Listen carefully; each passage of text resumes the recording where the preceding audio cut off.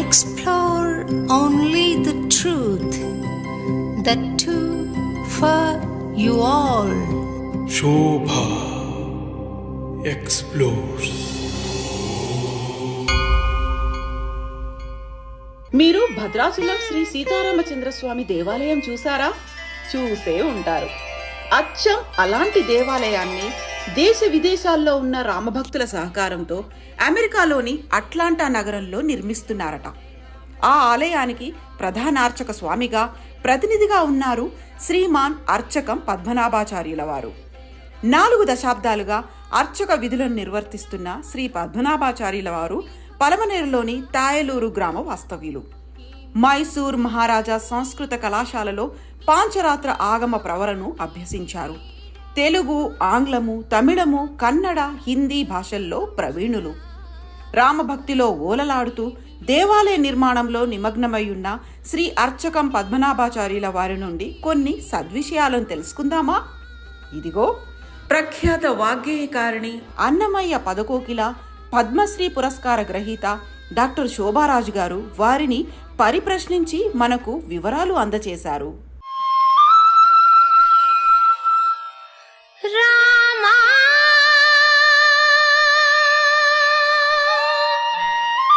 పాదాభివందనం స్వామి. జై శ్రీరామ్మ.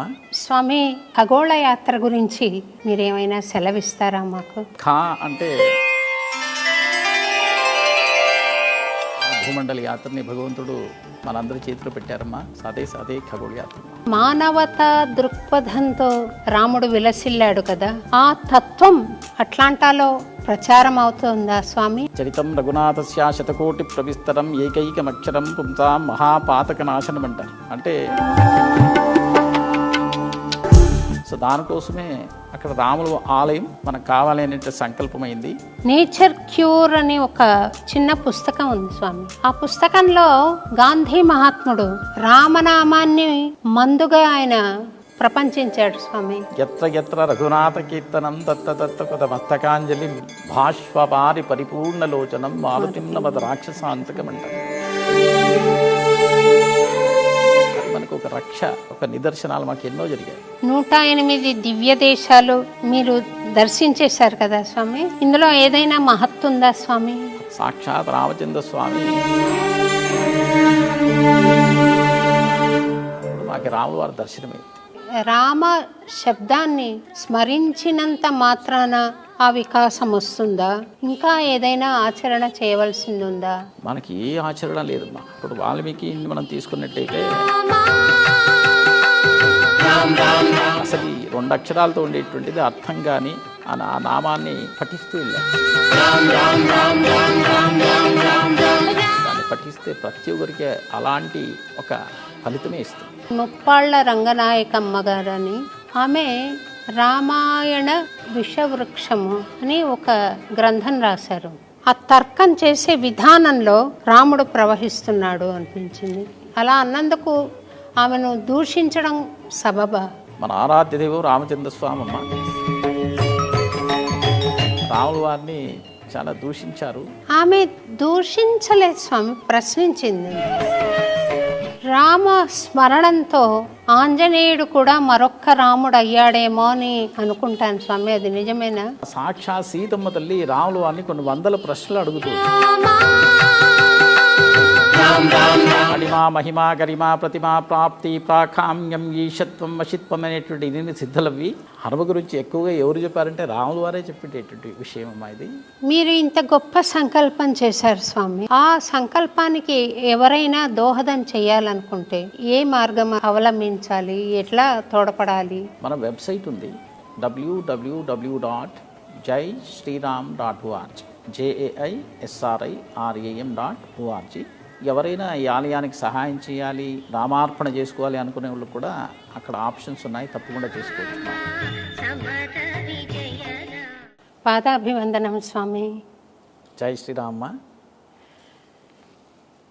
స్వామి, పరమ పవిత్రమైన దేవశయన ఏకాదశి రోజు, ఆషాఢ శుద్ధ ఏకాదశి రోజు మిమ్మల్ని ఇంటర్వ్యూ చేసే భాగ్యం దక్కింది.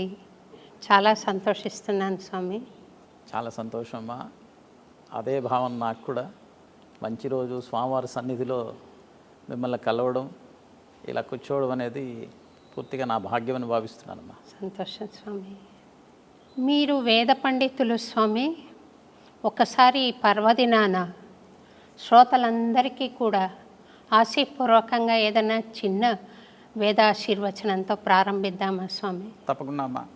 ఓం నవో నవో భవతి జాయమానోన్హాం కేతురుచతామేత్యగ్రే భాగం దేవేభ్యో విదదాధ్యాయన్ ప్రచందమాః స్థిరతి దీర్ఘమాయుః. అందరికీ శయన ఏకాదశి, ప్రథమ ఏకాదశి శుభాకాంక్షలు. జై శ్రీరామ్. వాగ్గేయకారులందరూ కూడా శ్రీరాముణ్ణి ఎంతో హృదయంగా నుతించారు స్వామి. తొలి తెలుగు వాగ్గేయకారుడు అన్నమాచార్యుల వారైతే వెంకటేశ్వర స్వామిని వెంకటాద్రి రామ అని సంబోధించాడు.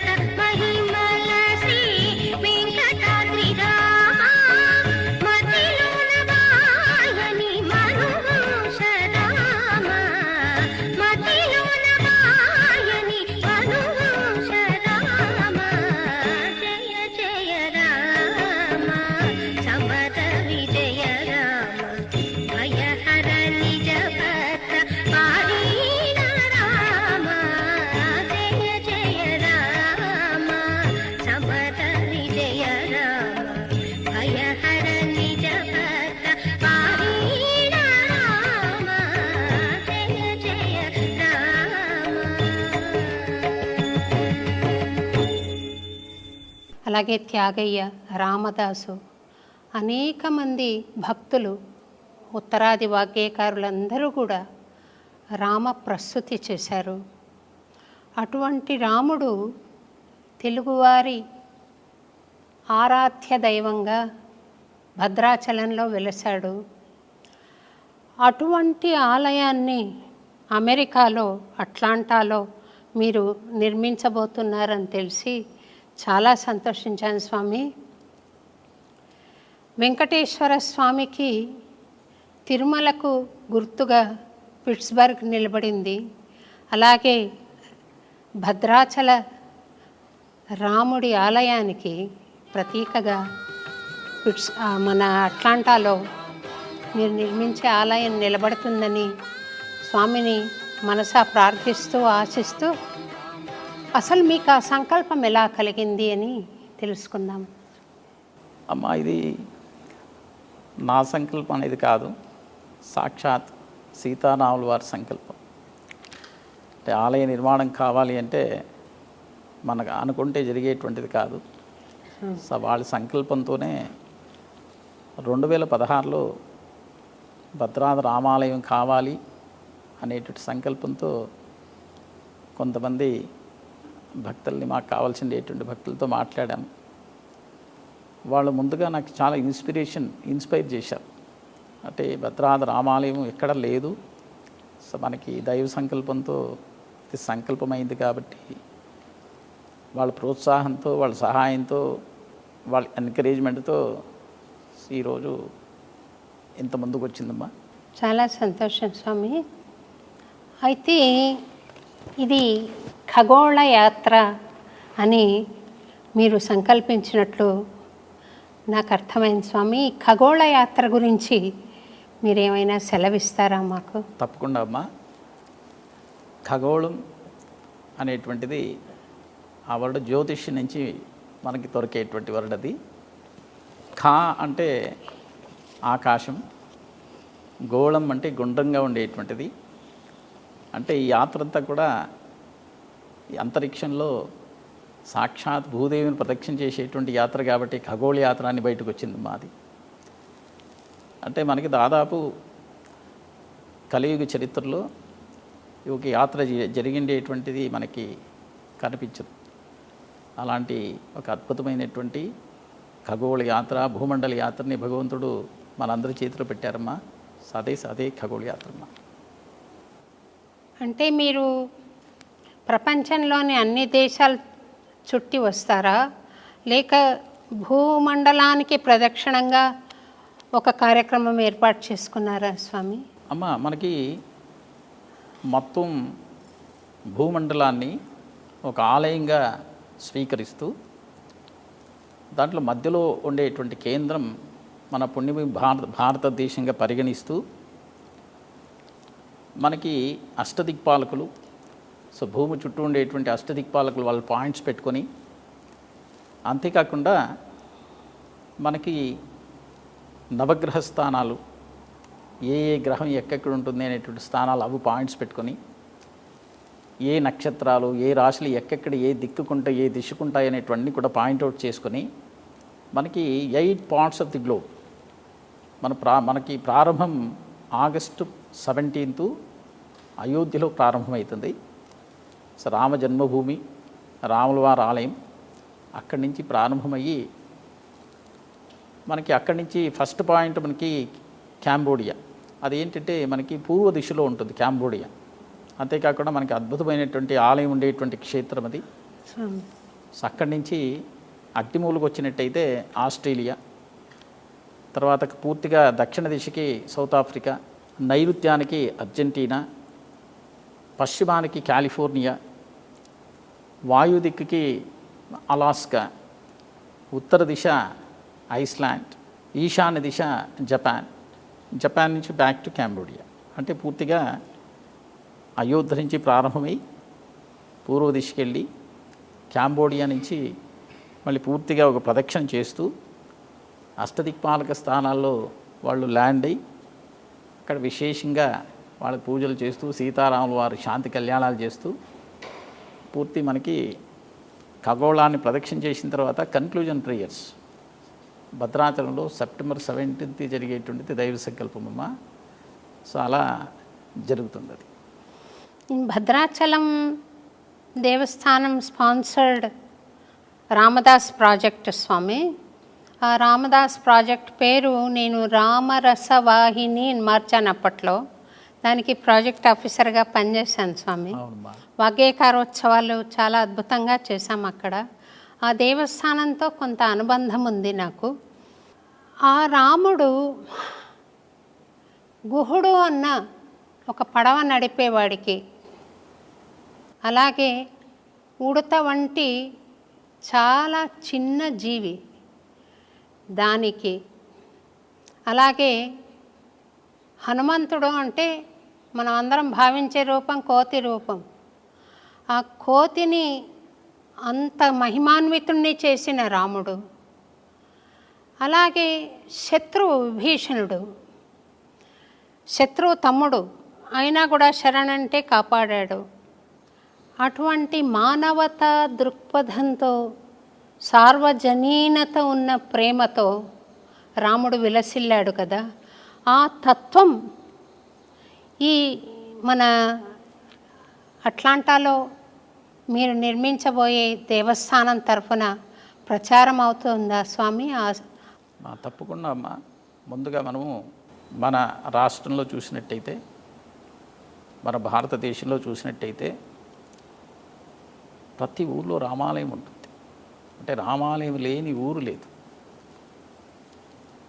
ఆయన ఆదర్శంగా మనం తీసుకొని ఆయన ఎలా అయితే సాక్షాత్ భగవత్ స్వరూపం రామ అవతారాన్ని స్వీకరించి ఒక మనుష్యుడిగా ఎలా బ్రతకాలి అని చూపించిండేటువంటి ఆదర్శ పురుషోత్తముడు రామచంద్ర స్వామి. అందుకోసమే మనం జీవిస్తే రాముడిలా జీవించాలి, ఆయన ఆదర్శాలని మనము మన జీవితంలో ముందుకు తీసుకొని వెళ్ళాలి అనేటువంటి మనకి ఎప్పటి నుంచినో కొన్ని వేల సంవత్సరాల నుంచి వచ్చిండే పరంపరలో ఈ ఆలయాలని ప్రమోట్ చేస్తూ వెళ్ళారు. అలాగే మన ప్రజలందరూ కూడా చాలామంది దేశ విదేశాలకు వెళ్ళారు. చరితం రఘునాథస్య శతకోటి ప్రవిస్తరం ఏకైకమక్షరం పుంసాం మహాపాతక నాశనం అంటారు. అంటే రామనామంతో రాముల వారికి సంబంధించేటువంటి ఒక కావ్యం, ఆది కావ్యం రామాయణం.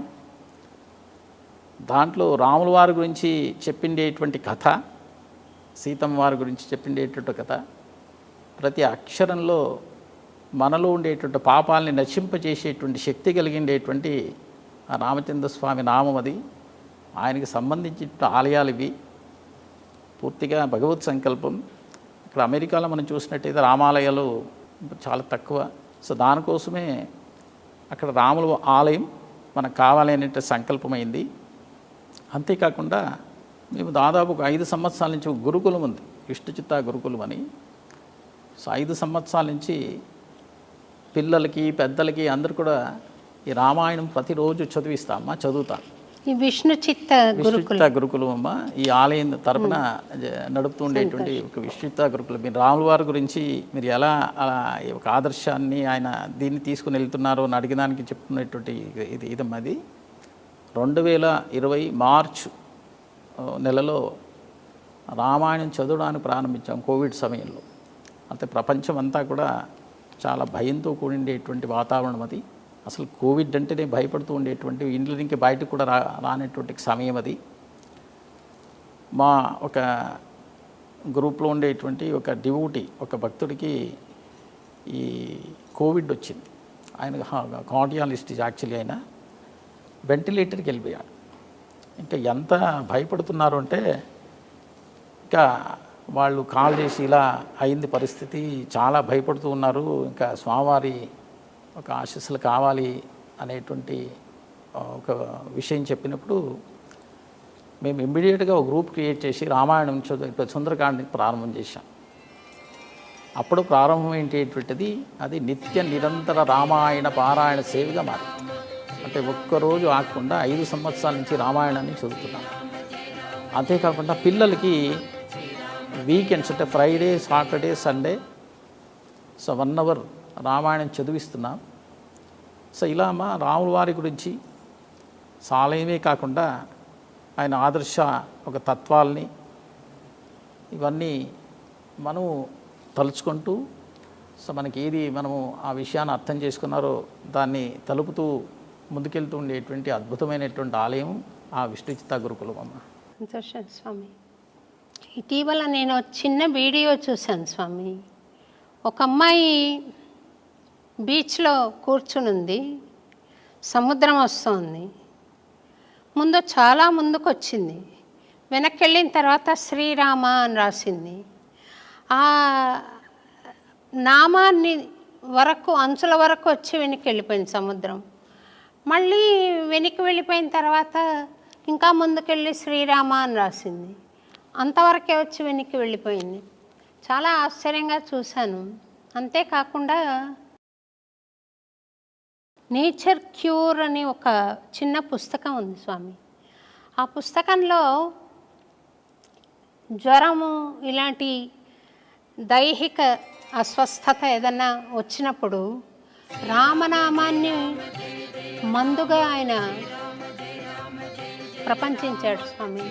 అటువంటి రామనామాన్ని మీరు ఉపాసన చేస్తున్నారు కదా, ఎప్పుడు అయినా మీ అనుభవంలో ఈ రామనామం, ఈ కోవిడ్ అందరికీ సంబంధించింది, మీ వ్యక్తిగతంగా రాముల వారి నామం, రాముల వారి రూపం ఏ విధంగా మీకు అనుభూతినిచ్చింది, ఏదైనా మహిమ జరిగిందా శ్రోతలకు ఒకసారి తెలియజేస్తే నేను కూడా వారితో పాటు విని ధన్యురాలను అవుతాను. తప్పకుండా అమ్మా. ఎత్ర ఎత్ర రఘునాథ కీర్తనం తత్త కొత మస్తకాంజలిం భాష్వపారి పరిపూర్ణలోచనం మారుతిన్నమద రాక్షసాంతకం అంటారు. ఎక్కడైతే రామనామం జపిస్తామో పఠిస్తామో ఆ శబ్దాన్ని వినిన వెంటనే ఆంజనేయ స్వామి ప్రత్యక్షమవుతారు. అది మనకు ఒక రక్ష. పూర్తి నమ్మకంతో రామనామాన్ని జపిస్తూ భజిస్తూ ఉండే వారి దగ్గరికి ఏ దుష్ట శక్తులు రాదు అనేటువంటిది ప్రత్యక్షంగా ఒక నిదర్శనాలు మాకు ఎన్నో జరిగాయి. దాదాపు మేము రోజు సంకల్పాలు చేస్తూ ఎవరైతే కోవిడ్ వచ్చి బాధపడుతున్నారో వాళ్ళన్నీ సంకల్పాలు చేస్తూ రామానుగ్రహం కావాలని ప్రార్థన చేస్తూ రామాయణం ప్రారంభించేవాడు. ఒక్క డివోటీతో ప్రారంభమయ్యేది దాదాపు కొన్ని వందల మంది యాడ్ అయ్యారు దాంట్లో. అంటే కోవిడ్ రాగానే గురువుగారు కాల్ చేయడం, అవి మన వాలంటీర్స్ కాల్ చేయడం, ఆ నేమ్స్ ఇవ్వడం, గోతనామాలు ఇవ్వడం, ఇలా చదువుతూ వెళ్ళామమ్మా. పూర్తిగా అందరినీ సంరక్షించారు భగవంతుడు. ఎవరు మనకి ఒక బ్యాడ్ న్యూస్ కానీ దాని నుంచి మనకి ఎప్పుడు రాలేదమ్మా. అంతేకాకుండా ఈ ఒక ఆలయం కోసంగా సీతారాముల వారి కళ్యాణం 1000 కళ్యాణాలు ఒక సంకల్పం. మొత్తం అమెరికా ఒక ప్రదక్షిణ చేశారమ్మా. 32 సీటర్స్ వెహికల్ అది, రామరథం అని దాని పేరు పెట్టాం. ఒక మొబైల్ టెంపుల్గా చేసుకొని ఊరూరికి ఇంటింటికి కళ్యాణాలు చేస్తూ వెళ్ళాం. కొన్ని లక్షల మైళ్ళు డ్రైవ్ చేస్తూ వెళ్ళాను. ఒక చిన్న అబ్స్ట్రక్షన్ ఎక్కడా రాలేదు. ఒక జలుబు కానీ ఒక జ్వరం కానీ ఇలాంటివి కూడా అసలు నా దగ్గరకు రాలేదు. ఎందుకంటే ఇది ఒక దీక్షతో ఒక రామకార్యం చేస్తూ ఉండే సమయంలో ఖచ్చితంగా ఆంజనేయ స్వామి మనతో సంరక్షణ చేస్తాడు అనే దానికి ప్రత్యక్ష నిదర్శనమమ్మ. రామమయం కావాలి. సో మనకేదో సమస్యలో బాధలు వచ్చినప్పుడు కళ్ళు మూసుకొని రామ ధ్యానం చేస్తే పూర్తిగా హనుమ రక్ష చేసే దీంట్లో సంశయమే లేదు. జై శ్రీరామ్. సంతోషం స్వామి. ఈ భారతదేశంలోని 108 దివ్య దేశాలు మీరు దర్శించేశారు కదా స్వామి? అవునమ్మా. అది ఒక రాముల వారి ఆకారం వచ్చిందని, అవునమ్మా, దాన్ని ఆ డాట్స్ అన్నీ కలిపితే రాముల వారి ఆకారం వస్తుంది. ఆ దివ్య దేశాలన్నింటినీ కలిపితే ఇందులో ఏదైనా మహత్తు ఉందా స్వామి? తప్పకుండా అమ్మా. ఎందుకంటే సాక్షాత్ రామచంద్ర స్వామి ఈ భరతఖండం అంతా పాదయాత్ర చేసిండేటువంటి అరణ్యవాసం. సీతమ్మ వారు, లక్ష్మణస్వామి, రామచంద్ర స్వామి అంటే ఈ భరతఖండం అంతా ఆయన పాదయాత్ర చేశారు.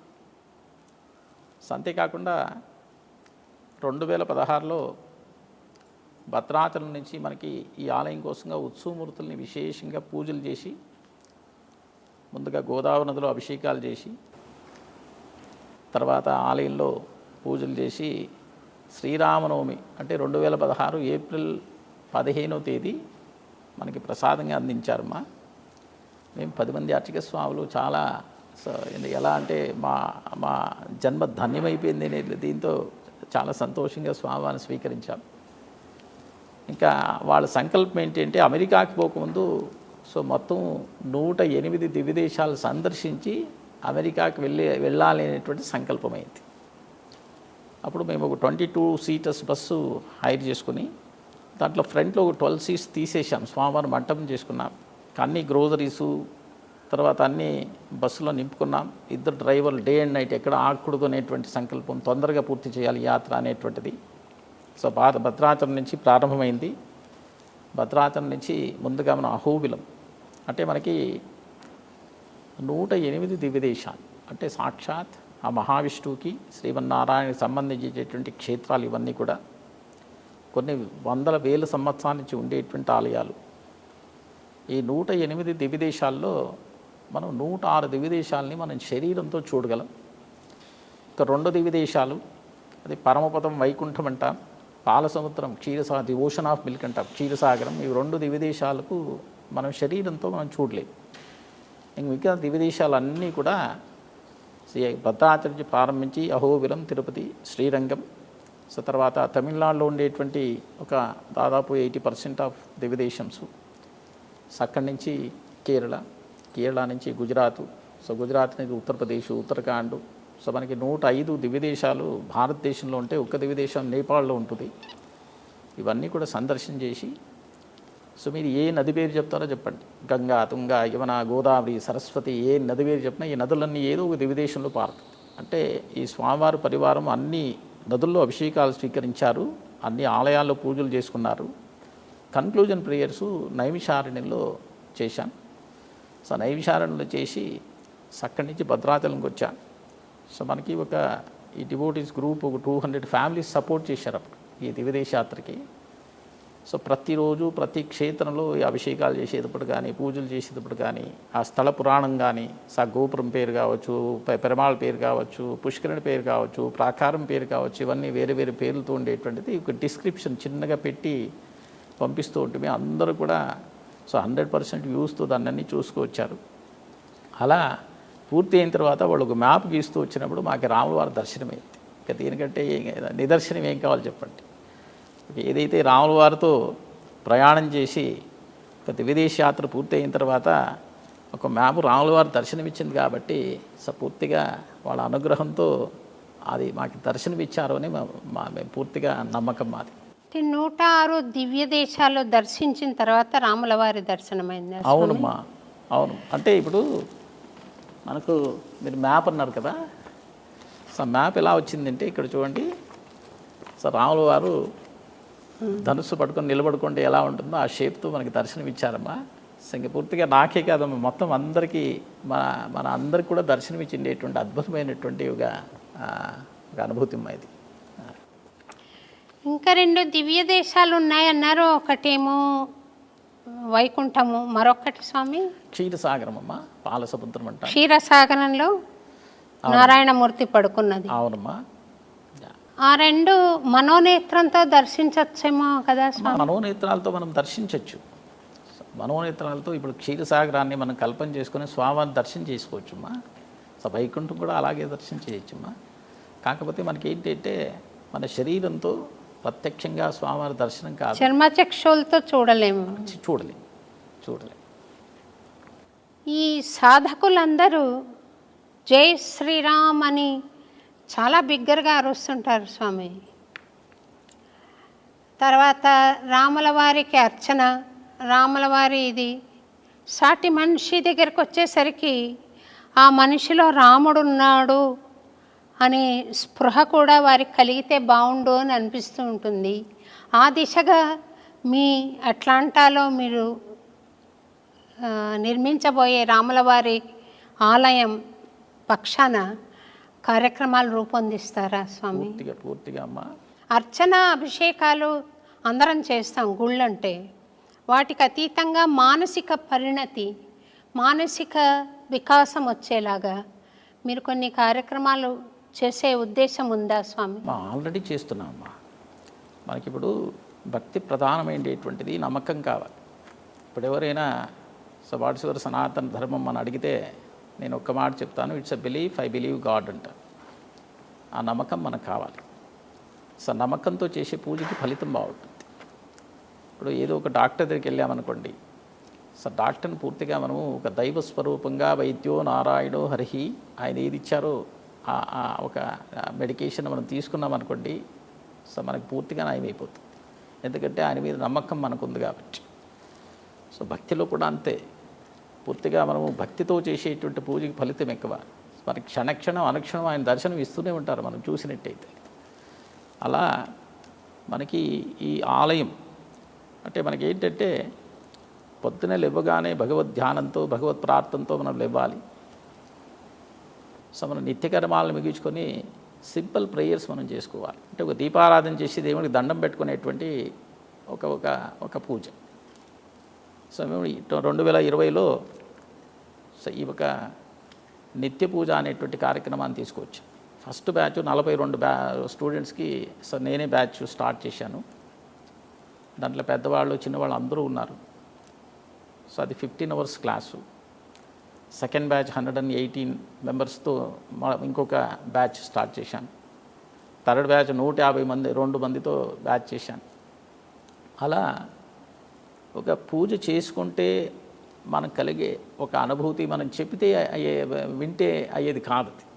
ప్రత్యక్షంగా మనం చేస్తూ మనం అనుభవిస్తే భక్తితో చేసేటువంటి పూజ భగవద్ దర్శనం మనకు అవుతుంది అనే దానికి మా విద్యార్థులు 5,000 మంది ఉన్నారు ఈరోజు. సక్సెస్ఫుల్గా ఈ యొక్క నిత్య పూజను నేర్చుకొని ఇప్పుడు ఇండిపెండెంట్గా వాళ్ళు చేసుకుని వెళ్తుండేటువంటి కార్యక్రమమా. అంతేకాకుండా 42 మంది బ్యాచ్తో స్టార్ట్ అయ్యేది. 5,000 మంది ఈరోజు సక్సెస్ఫుల్గా నేర్చుకుని బయటకు వచ్చారు. అంతేకాకుండా ప్రతి మాసంలో ఆ మాసం పేరు ఆషాఢ మాసంలో ఒక బ్యాచ్ ఆషాఢ మాసం బ్యాచ్ అని, శ్రావణ మాసంలో ఒక శ్రావణ మాసం బ్యాచ్ అని ఇలా బ్యాచ్ల పేరు పెడుతూ ఇప్పుడు కూడా క్లాసెస్ జరుగుతూనే ఉన్నాయమ్మా. సో అలా మనకి దాదాపు అరౌండ్ ది గ్లోబు ఒక 30 కంట్రీస్లో స్ప్రెడ్ అయ్యాయి. అంతేకాకుండా ఈరోజు విష్ణు చిత్త గురుకులంలో 100 మంది వాలంటీర్ టీచర్స్ ఉన్నారు. సో వాళ్ళకి మన వెబ్సైట్లో www.jaisriram.org JAISRIRAM.org ఎవరైనా సో దాంట్లో ఎన్రోల్ కావచ్చు. సో ఎన్రోల్ అయిన తర్వాత మా వాలంటీర్స్ వాళ్ళని కన్సల్ట్ చేసి వాళ్ళు కన్వీనియంట్ టైం ఇస్తూ వాళ్ళ క్లాసెస్ పెట్టుకుంటారు. సో క్లాసెస్ అయిన తర్వాత ఇదేదో మనము డబ్బులు కట్టండి, మీరు ఈ కార్యక్రమంలో ఎన్రోల్ కండి అనేది కాకుండా పూర్తిగా డబ్బుల విషయం మాట్లాడకుండా మీరు రండి, నేర్చుకోండి, మీ టైం చెప్పండి, ఆ టైంలో మేము టీచ్ చేస్తాం. సో పూర్తి అయింది, నేర్చుకున్నారు, అంతా కంప్లీట్ అయింది, ప్రాక్టికల్గా వాళ్ళ మంత్రాన్ని పఠిస్తూ పూర్తి చేస్తారు. సో వాళ్ళ ఫీడ్బ్యాక్ తీసుకుంటే ఎలా ఉంది పూజ అంటే చాలా బాగుంది అంటారు. సో అప్పుడు అడుగుతాం మీరు ఇప్పుడు గురుదక్షిణ ఇవ్వాలి. సో గురుదక్షిణ ఏంటి? డబ్బులు కాదు, మీరు ఇద్దరిని ఎన్రోల్ చేయించండి, మీ స్నేహితులు కావచ్చు, మీ బంధువులు కావచ్చు. అలా ఒక పూర్తిగా అమ్మ సో భక్తి ప్రపత్తి దాంతో మనకి మనకి ఒక అనుభవం కలిగేటువంటి ఒక కార్యక్రమాలను చేస్తూ ఈ ఆలయం ముందుకెళ్తుండేటువంటి అద్భుతమైన రామాలయం అమ్మ. జై శ్రీరామ్. రా మా అనేవి బీజాక్షరాలు అని చెప్తారు కదా స్వామి.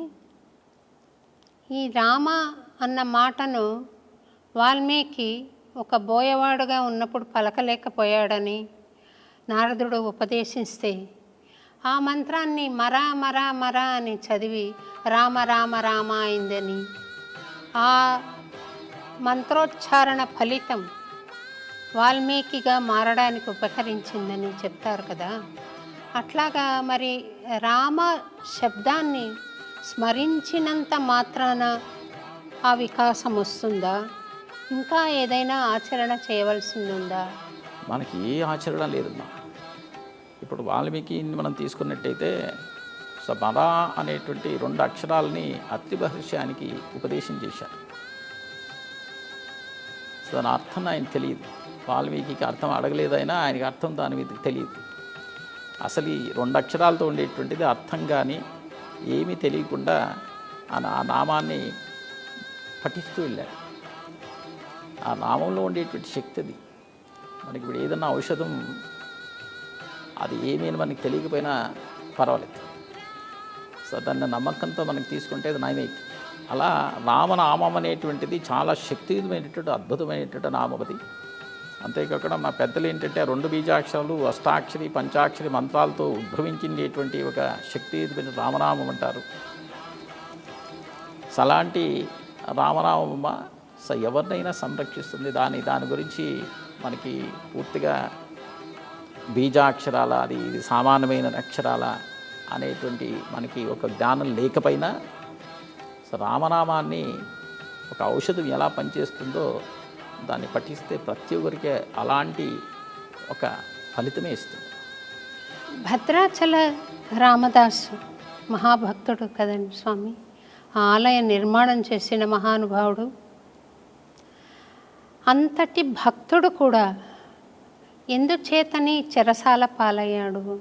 అమ్మా మనకి ఈ కష్టాలనేటువంటిది మనకి ప్రతి ఒక్కరికి వచ్చేదే జీవితంలో. మనం జన్మించినప్పటి నుంచి మన జీవితాంతం చూసినట్టయితే ఏదో ఒక కాలంలో కష్టాలు వస్తాయమ్మా. దాంట్లో కలియుగ ప్రభావం. సో మంచి పనులకి విఘ్నాలు ఎక్కువగా ఉంటాయి, కాకపోతే భగవద్ అనుగ్రహం తప్పకుండా కలుగుతుంది. రామదాసుని చూసినట్టయితే కూడా ఆయన 12 సంవత్సరాలు సో జైల్లో పెట్టినా ఆయనకి రామానుగ్రహం కలిగింది, రాముల వారి దర్శనమైంది. సో ఆయనకి అంతిమంగా ఆలయాన్ని నిర్మాణం చేసి ఎప్పుడో 400 సంవత్సరాల క్రితం కట్టిండేటువంటి ఆలయం కొన్ని వందల వేలు ఒక భక్తుల్ని అనుగ్రహిస్తూ ఉండేటువంటి పుణ్యక్షేత్రమైంది. మన కష్టాల్ని కష్టంగా చూసుకోకూడదు. ఏదైనా కానీ ప్రతి ఒక్కరికి కష్టం వస్తుంది, మంచి కార్యం పోతే విఘ్నాలు విపరీతంగా వస్తాయి. సో దాన్ని మనం చూడకూడదు. మనం ఏ కష్టం వచ్చినా భగవంతుడు ఈరోజు నాకు ఏదో ఇచ్చాడు అనేటువంటిది మనం స్వీకరిస్తూ వెళ్ళినట్టయితే కష్టంగా కనిపించదమ్మా. దాంట్లోనే అనుభవించేటట్టు ఒక దారి మనకు భగవంతుడు కల్పిస్తాడు.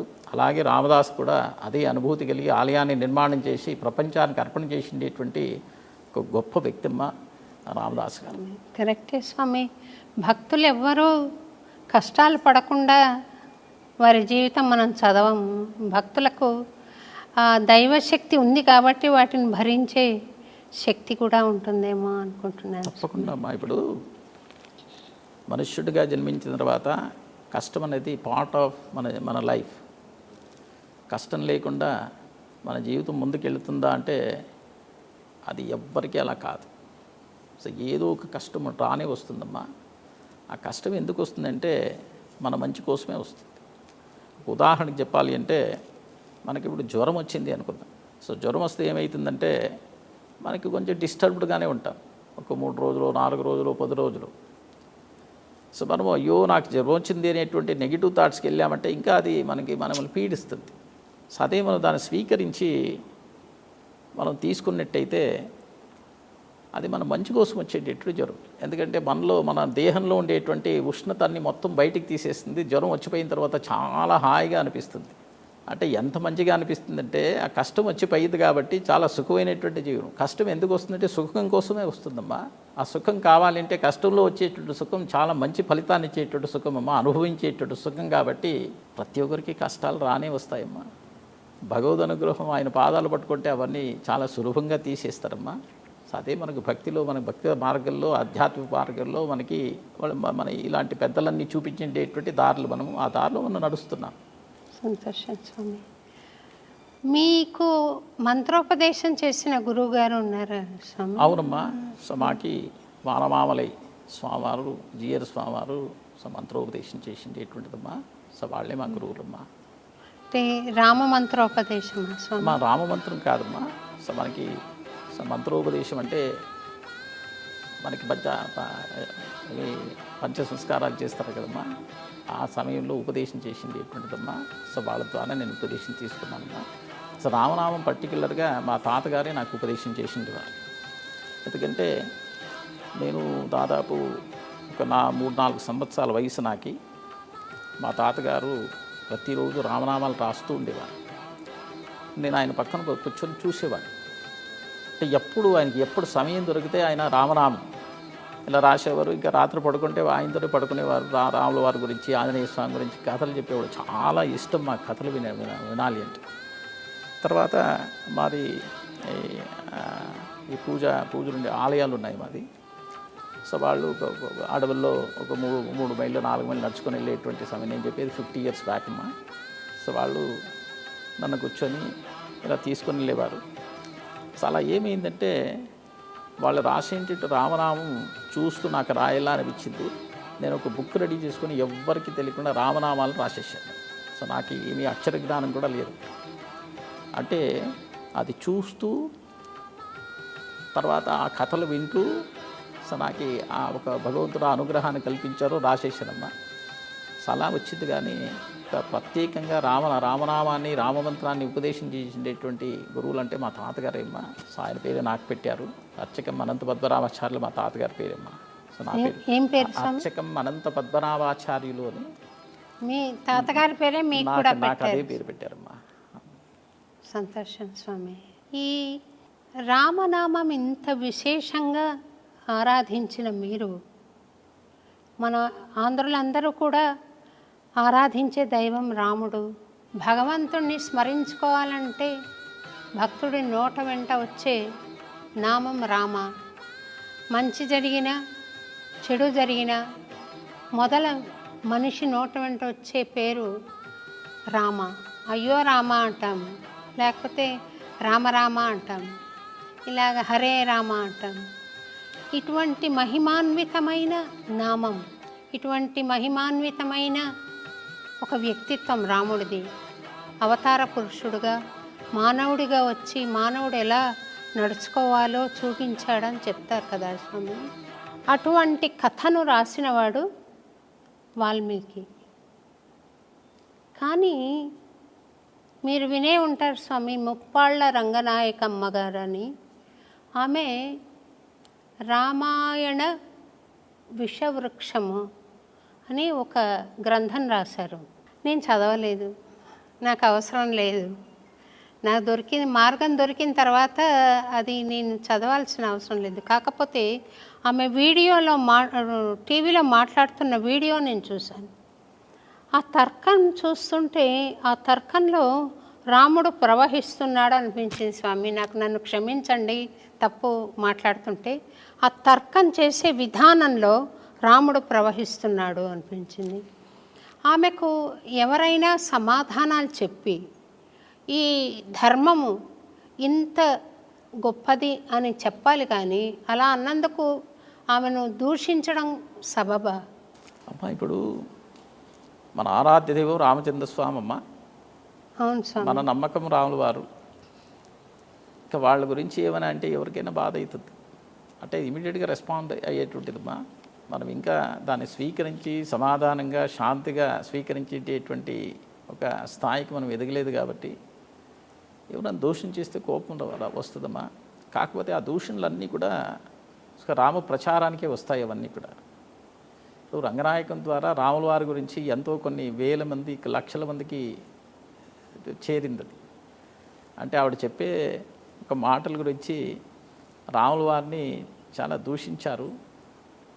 కాకపోతే అది ఇంకా పాజిటివ్గా బాగా పెరిగిందమ్మా.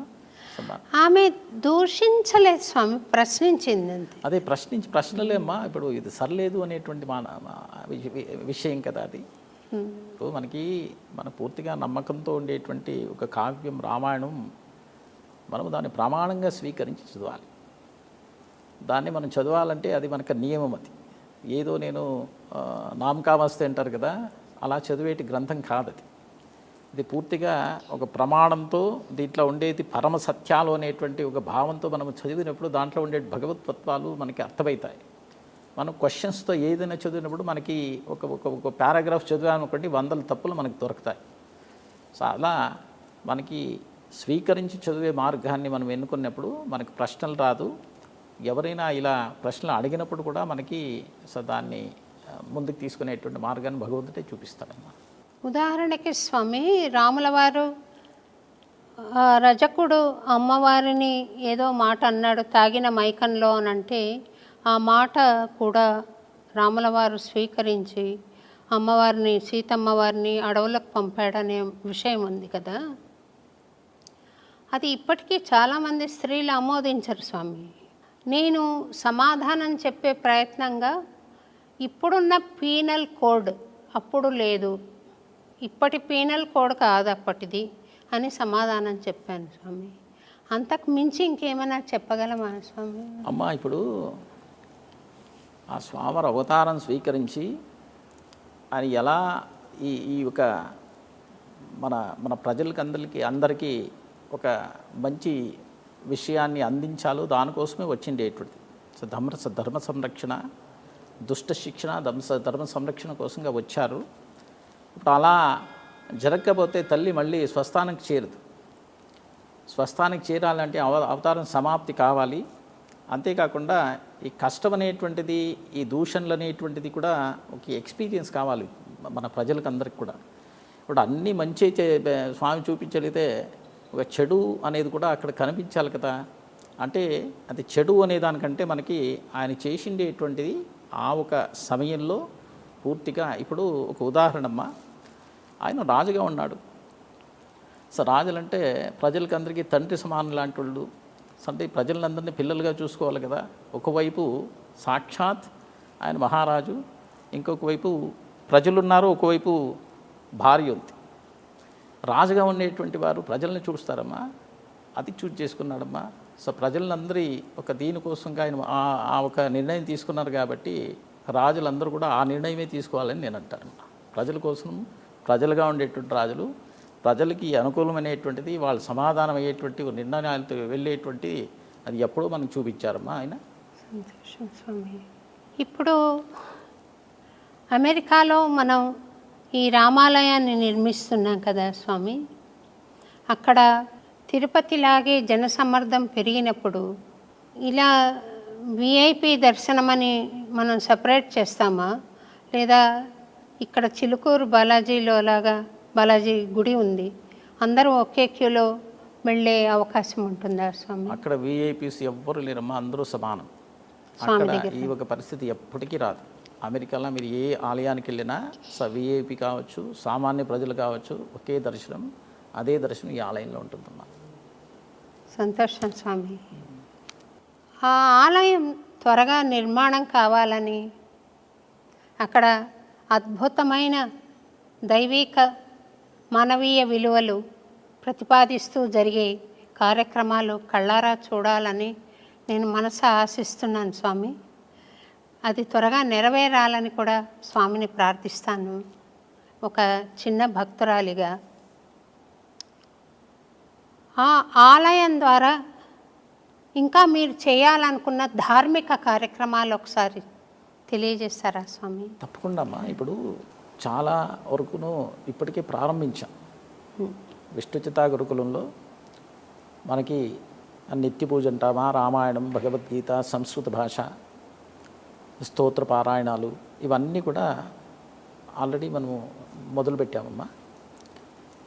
ఈ ఆలయం నిర్మాణం అయిన తర్వాత సో మనకి ఈ క్లాసెస్ కోసం కానీ ఒక మల్టీపర్పస్ హాల్ 20,000 స్క్వేర్స్లో 2 ఫ్లోర్స్తో ఒక బిల్డింగ్ కూడా నిర్మాణం కావాలి. సెకండ్ ఫేజ్ ఆఫ్ కన్స్ట్రక్షన్లో మనకి వీకెండ్స్లో పూర్తిగా ఒక ఆధ్యాత్మిక మార్గం. సో ముందు భగవద్ ధ్యానంతో స్వామివారి ఒక చిన్న పూజతో ప్రారంభం చేయాలి అనేటువంటి ఒక మార్గంలో అందరికీ దీన్ని పనిచేయటువంటిదే. ఇంకా ఆలయంలో జరిగేటువంటి పూజా కార్యక్రమాలన్నీ కూడా భద్రాచలంలో అయితే ఎలా జరుపుతున్నారో అదే సంప్రదాయంతో అదే పూజలు కూడా ఇదే ఆలయంలో జరుగుతాయమ్మా. ఈ ఆలయంలో ఉచితాన్నదానం కార్యక్రమాన్ని కూడా మీరు పరిచయం చేస్తారా స్వామి? అమ్మా తప్పకుండా. ఇప్పుడు కొన్ని ఆలయాల్లో ఆల్రెడీ అమెరికాలో అన్నదానం చేస్తూ ఉన్నారమ్మా. సో మన ఆలయంలో కూడా ఇప్పుడు ఎందుకంటే మనకి రోజు నిత్య కళ్యాణాలు ఉంటాయి.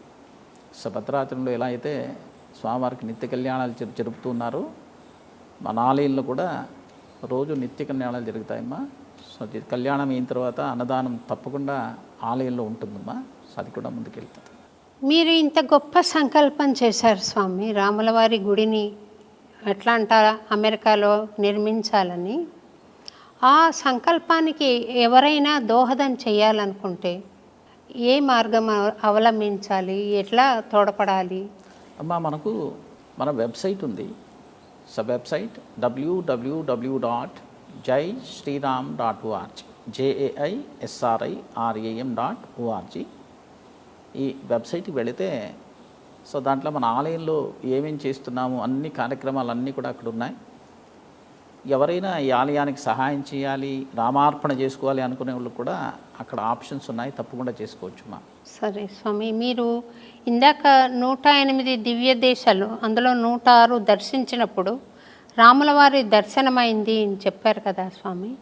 అది భౌతిక చక్షుతో చూసారా, మానసికంగా చూసారా స్వామి? అమ్మా మనకి ప్రతి క్షణక్షణం అనుక్షణం వాళ్ళ దారిలోనే వెళ్ళిపోయాం. సో మేము ఎలా ప్లాన్ చేసుకున్నామంటే ఏప్రిల్ 15 శ్రీరామనవమి, 10 మంది అర్చక స్వాములు, 14వ తేదీ శ్రీ చిన్నజీయర్ స్వామి మఠంలో చేరుకున్నాం. ఇంకా ప్రాతకాలం అయితే మనకి సూర్యోదయం అవ్వగానే శ్రీరామనవమి, ఇంకా రాములవారి సీతారాముల వారి కళ్యాణం. సో మొదటిసారి ఒక మిథిలా మంటపానికి వెళ్తున్నాం ఆ రోజు. సో మేమందరూ కలిసి ఏం మాట్లాడుకున్నామంటే ఈ యొక్క దివ్యదేశ యాత్ర కంటిన్యూస్గా 106 దివ్యదేశాలు అంటే స్టార్ట్ అయ్యి కంప్లీట్గా పూర్తి చేసేటువంటి ఒక అవకాశాన్ని, గొప్ప అవకాశాన్ని, సంకల్పాన్ని మన చేతులు పెట్టారు.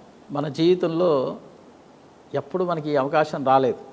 సో కాకపోతే ఈ రాముల వారితో ప్రయాణం చేసేటువంటి అద్భుతమైన అవకాశాన్ని మనకి ఇచ్చారు. కాబట్టి మనం ఏదో మన ఇంటి విషయాలు కానీ, మన పాలిటిక్స్ కానీ, మన మూవీస్ విచారాలు కానీ ఏమీ మనం మాట్లాడుకోకూడదు.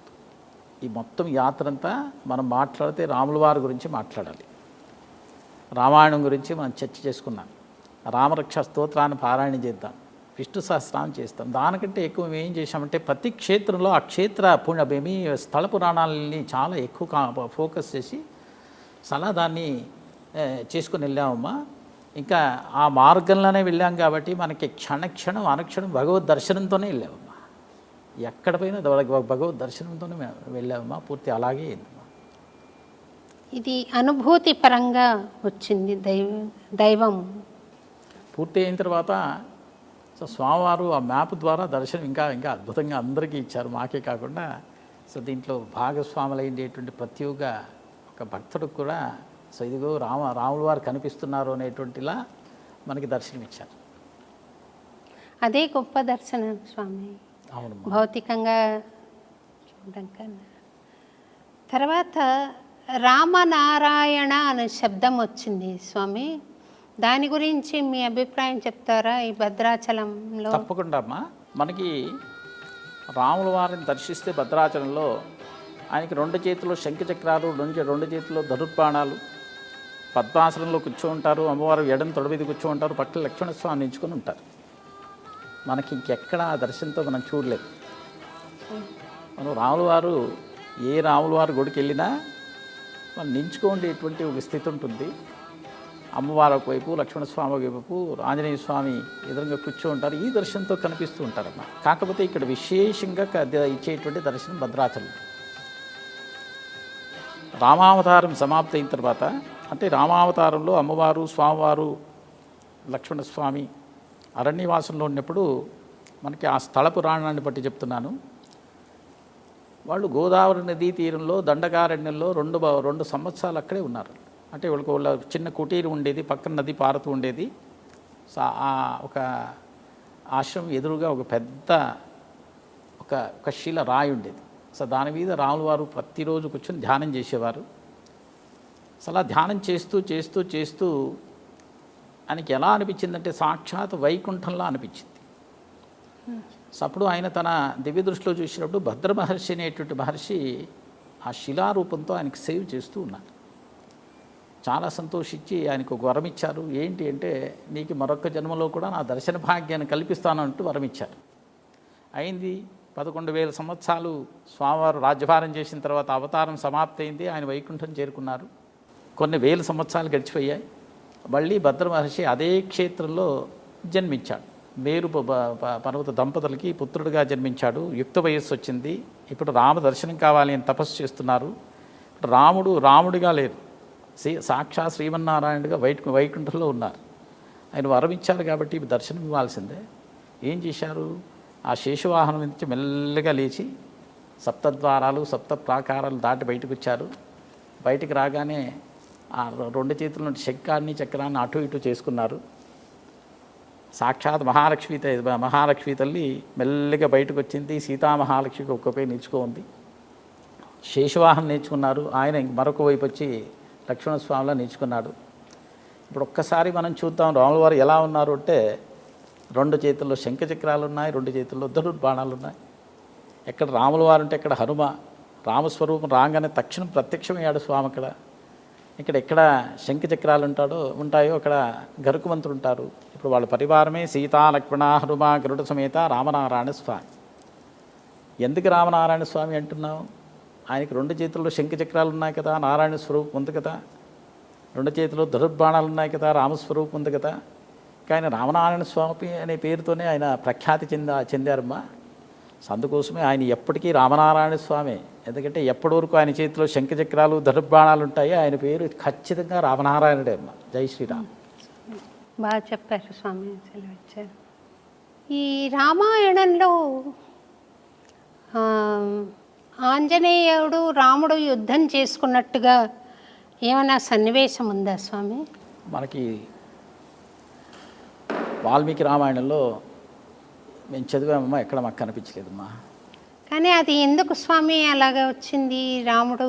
అమ్మా ఇప్పుడు మనకి ఏది ప్రమాణం రామాయణంలో అంటే ఆదికావ్యం వాల్మీకి రాసిండేటువంటి రామాయణం.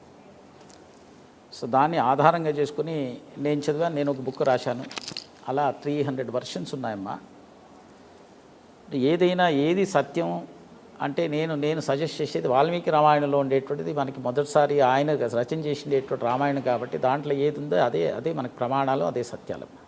రామ స్మరణంతో ఆంజనేయుడు కూడా మరొక్క రాముడు అయ్యాడేమో అని అనుకుంటాను స్వామి, అది నిజమేనా? పూర్తిగా అమ్మా, పూర్తిగా. ఎందుకంటే ఆయన శరీరంలో రక్త కణకణం రోవరోవరు రామనామమే. రామ భక్తి తప్ప ఇంక వేరే ఏమీ లేనేలేదు. చాలా ఆయన ఏమంటారు, అది ఆ భక్తితో ఆయన చేసిండేటువంటి సేవ ఆ రామకార్యం. సో మరొక రాముల వారుగానే చూడొచ్చు ఆంజనేయ స్వామి.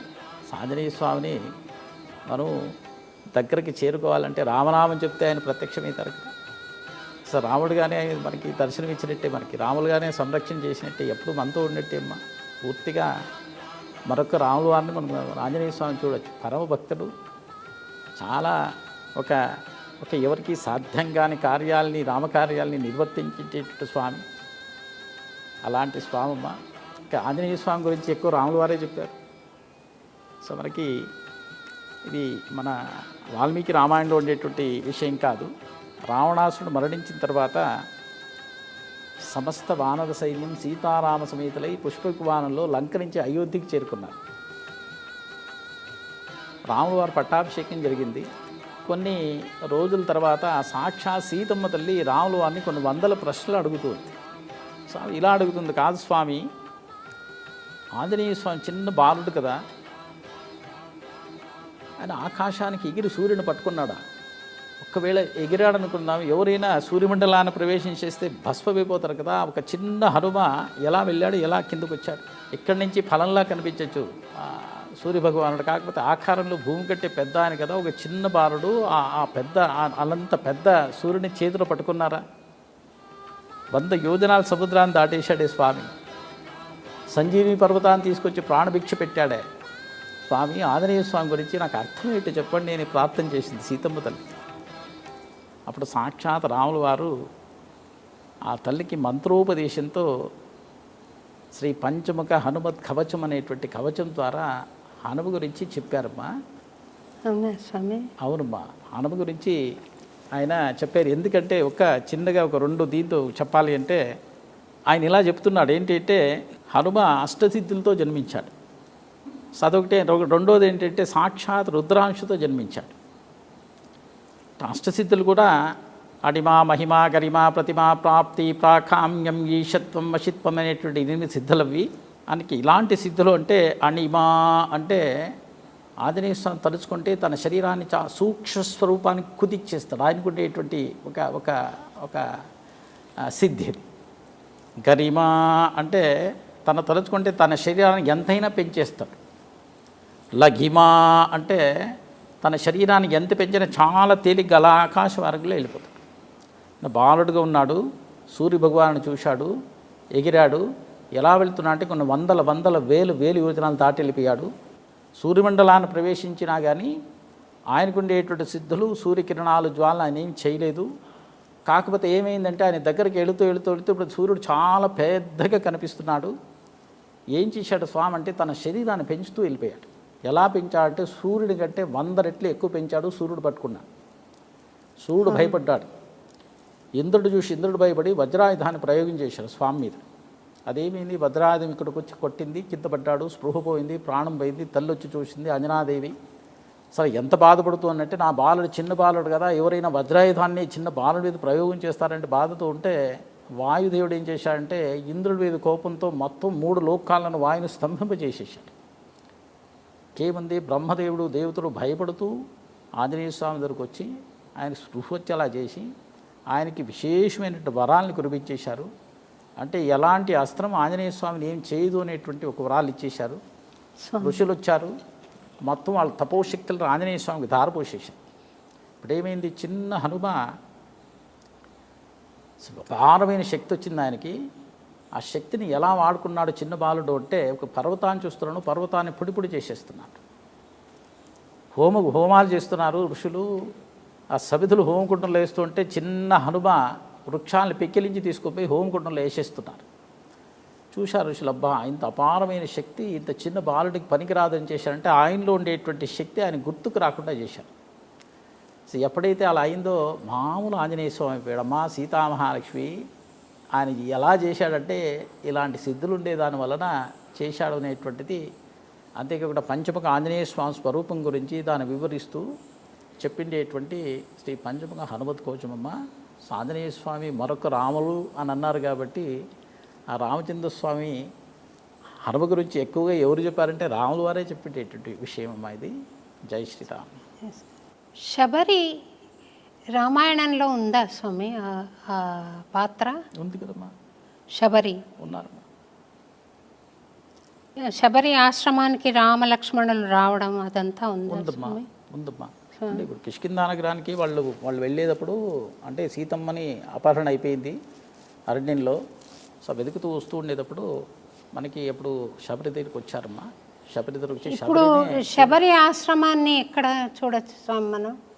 ఇప్పుడు ప్రస్తుతానికమ్మా సో ఎక్కడో నార్త్లో ఉంది అంటున్నారమ్మా. అది నాకు సరిగ్గా తెలీదు. శబరి ఆశ్రమం గురించి నాకు తెలియదమ్మా. కాకపోతే శబరి విషయం కానీ శబరి ఆతిథ్యం కానీ శబరి ఒక నిర్దేశంతో వాళ్ళు సుగ్రీవుని కలవడం అన్నీ కూడా మనకు రామాయణంలో కనిపిస్తుందమ్మా. ఆంజనేయ స్వామిని అష్టసిద్ధి నవనిధికే దాత అంటారు కదా. అవునమ్మా. అష్టసిద్ధులు ఆయన వశంలో ఉన్నాయంటారు. అది ఉన్నాయి కాబట్టి ఆయన ఇవన్నీ చేయగలిగారు. అది ప్రస్తుతం సమాజంలో మానవుడు సాధించగలుగుతాడా స్వామి? అమ్మా అవి మనం చెప్పలేం. యుగ ధర్మాన్ని బట్టి భగవద్ నిర్ణయాలను బట్టి జరిగేటువంటి విషయాలు అవన్నీ కూడా ఇలా ఎలా జరుగుతుందా అంటే మనం చెప్పేటువంటి వాళ్ళు కాదు. అంటే సాధనా క్రమంలో ఆంజనేయ స్వామి స్థితికి చేరుకోగలిగిన భక్తుడు ఎవరైనా ఉన్నాడా? అమ్మా మనకి ఎందరో మహానుభావులమ్మా. సో మనకు కనిపించకపోవచ్చు, ఖచ్చితంగా ఉన్నారు. సో మనకి ఎప్పుడు దర్శనమిస్తారో తెలియదు, ఖచ్చితంగా ఉన్నారమ్మా. మన సనాతన ధర్మంలో చెప్పిండేటువంటి ప్రతి ఒక్క అక్షరం ప్రతి ఒక్క విషయం మనం స్వీకరించాల్సినటువంటి విషయం. ఇప్పుడు మనకి ఆ ఒక ధర్మాన్ని ఆ ఒక ఋషి బోధల్ని మనము ఫాలో అవుతే మనకు ఉపయోగమే కానీ దాని నుంచి నష్టపోయేది మనం పరిపూర్ణంగా మనకి బెనిఫిట్ అయ్యేటువంటిది పూర్తిగా. ఇప్పుడు చిన్న విషయం చెప్తాను చూడండి. ఒక శిష్యుడు గురువు గారిని అడుగుతున్నారు, ఎందుకు అన్ని రోగాలు మనుష్యులకు వస్తున్నాయి, పక్షులకి ఈ ప్రాణులకి లేదే ఈ యొక్క రోగాలన్నీ కూడా, సో దీని గురించి చెప్పండి నేను గురువు గారిని అడిగితే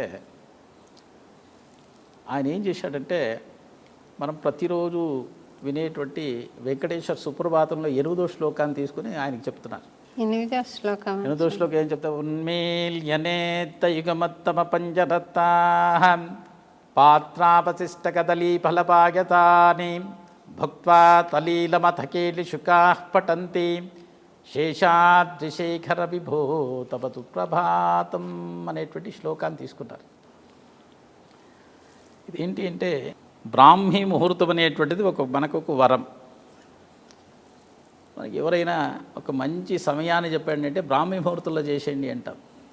ఎందుకంటే సూర్యోదయాత్ పూర్వం వచ్చేటువంటి ముహూర్తం ఇది. అన్ని రాహుకాలాలు, గుళికాలాలు, యమగండ కాలాలు అన్నీ కూడా సూర్యోదయం అయిన తర్వాత వచ్చేటువంటిది. ఈ బ్రాహ్మీ ముహూర్తం అనేటువంటిది శుక్రగ్రహము ఆ సమయంలోనే ఉదయిస్తాడు, అస్తమిస్తాడు కూడా. ఆ ముహూర్తాన్ని శుక్రగ్రహం పొద్దున్న ప్రాతకాలంలో అందరు దేవతలు ఆ సమయంలో లేచి మానసరోవరంలో స్నానం ఆచరించి భగవదారాధన చేసుకుంటారు. అందరు ఋషులు కూడా ఆ సమయంలోనే వాళ్ళు నదుల్లో స్నానాలు, నిత్యాగ్నిహోత్రులు అనుష్ఠానాలు జరుగుతాయి. ఆ సమయంలోనే ప్రతి ప్రాణి, ప్రతి పక్షులు అన్నీ ఆ సమయంలో లేస్తాయి. అంటే బ్రాహ్మీ ముహూర్తంలో ఉన్మీల్య నేత్ర అంటే హాఫ్ ఓపెన్ ఐస్లో ఆ పక్షులు లేస్తాయి పొద్దునే బ్రాహ్మీ ముహూర్తంలో.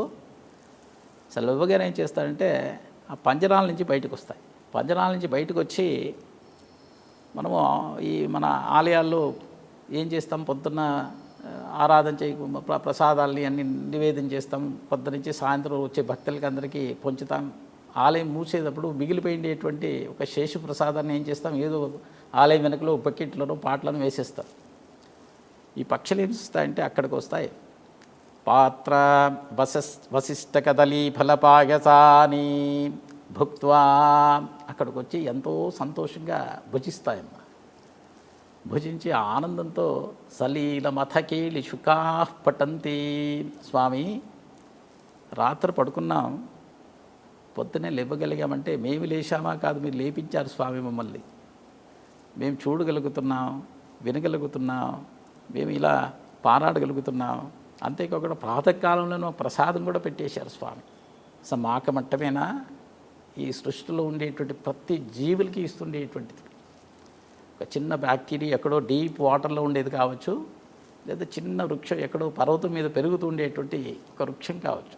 దానికి ఎవరు నీళ్లు పోసేవారు లేదు, దీనికి ఆహారం ఇచ్చేవారు లేదు. అయినా మీరు అందరినీ సంరక్షణ చేస్తున్నారు స్వామి, మీ దర్శనం మాకు కావాలి, 3 లోకాలని మీ మీ మీ ఆశీస్సులు కావాలి స్వామి. శేషాద్రిశేఖర విభో తప సుప్రభాతం అని స్వామికి సుప్రభాతం పాడుతున్నారు. స్వామి ఏం చెప్తున్నాడంటే, ఈ పక్షులు పొద్దునే లేస్తాయి కదా, లేచినప్పటి నుంచి all the day it will be active. So అంటే లేజినెస్గా ఉండదు. సో ఇక్కడికి ఇంకొక చోటుకి వెళ్ళడం, అక్కడ ఆహారం కలెక్ట్ చేసుకోవడం, మళ్ళీ తీసుకొచ్చి పిల్లలు పెట్టడం, మళ్ళీ వెనక్కి పోవడం, ఇలా పొద్దునుంచి సాయంత్రం కష్టపడి పనిచేస్తాయి.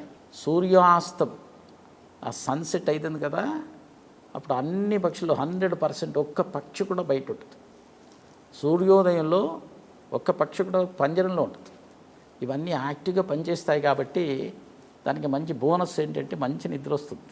పొద్దు నుంచి సాయంత్రం వరకు కష్టపడి పనిచేస్తే సో మంచి ఒక సుఖమైనటువంటి నిద్ర వస్తుంది. ఎప్పుడైతే మంచి నిద్ర వస్తుందో మనకి ఆరోగ్యం బాగుంటుంది. అంటే ఎవరైతే ప్రాతకాలంలో ఈ బ్రాహ్మీ ముహూర్తంలో లేచి పూర్తిగా ఇవన్నీ చెప్తారు కదా, early to bed and early to rice, that is the secret of keeping our body healthy wealthy wise అంటారు కదా. సో పూర్తిగా అలా మనం వెళితే మనకి ఇలాంటి ఫలితాలు ఉన్నాయని చెప్పి ఎప్పుడో మనకి చెప్పారమ్మా. మనం దాన్ని ఆ దారిలో వెళ్ళాలంతే. సో వెళితే సనాతనతనం ఎప్పుడు మనకు మంచి ఇచ్చేదే కానీ సో చెడు అనేది దాంట్లో పూర్తిగా జీరో. మనం దాన్ని వెంటెళ్ళాలి. జై శ్రీరామ్. స్వామి, ఈ 108 దివ్య దేశాలు మీరు చూడబోతారా? ఇప్పుడు చూస్తారా? అమ్మా ఆల్రెడీ పోయి వచ్చేసాం. వెళ్ళొచ్చారు కదా? అవునమ్మా. మీకు ఎంత సమయం పట్టింది స్వామి? అమ్మా 60 days పట్టింది. 60 రోజులు ఒక వెహికల్లో నాన్ స్టాపు, 2 డ్రైవర్స్. ఎక్కడ ఒక హోటల్లో మేము స్టే చేయలేదు. మేము కొన్ని మఠాల్లో చేశాం. సో మనకేంటంటే వానమామలయ మఠంలో ఒకరోజు రాత్రి అక్కడ ఆగాం. తర్వాత శ్రీరంగంలో చిన్నజీర స్వామి మఠంలో ఒకరోజు అక్కడ స్టే చేశామమ్మా. ఇక నార్త్ ఇండియాలో బద్రీనాథ్లో కూడా చిన్నజీర స్వామి ఆశ్రమం ఉంది, అక్కడ ఉన్నాం. ఇలా ఆశ్రమాల్లోనే ఉన్నాము. మ్యాక్సిమమ్ ఒక 4-5-6 days మేము అలా ఉన్నామమ్మా. ఇంక మొత్తం అంతా కూడా డే అండ్ నైట్ ట్రావెల్ చేశాం. ఎక్కడ పోయినా రోజు స్వామివారికి అభిషేకం, ఎక్కడో మంచి చోటు కనిపిస్తే అక్కడ ఆగి వంటలు చేసుకునేవాళ్ళు, స్వామివారికి నైవేద్యం పెట్టి ఇంకా ముందుకెళ్ళేవాళ్ళు.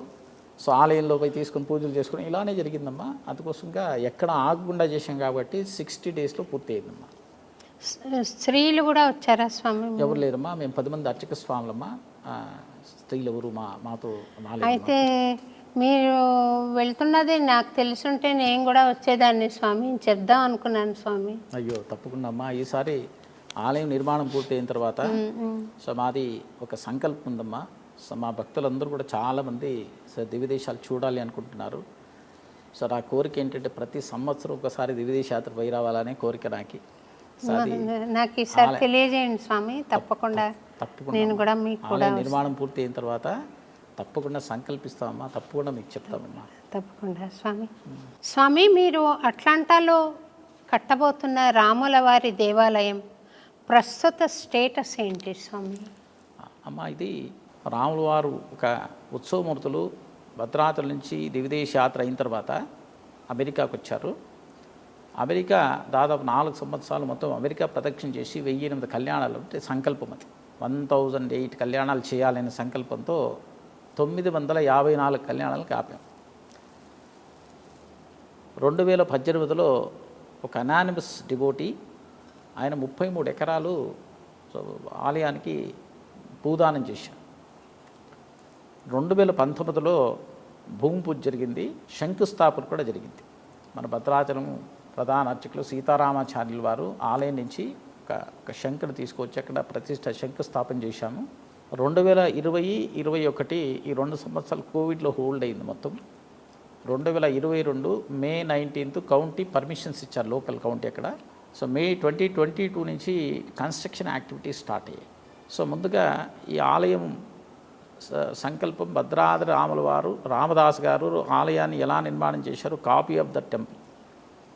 2020లో ఒక టీము స్థపతుల టీం ఏం చేశారంటే భద్రాద్రికి వెళ్ళి ఒక 10 రోజులు అక్కడ స్టే చేసి మొత్తం టెంపుల్ కాపీ చేసుకున్నారు.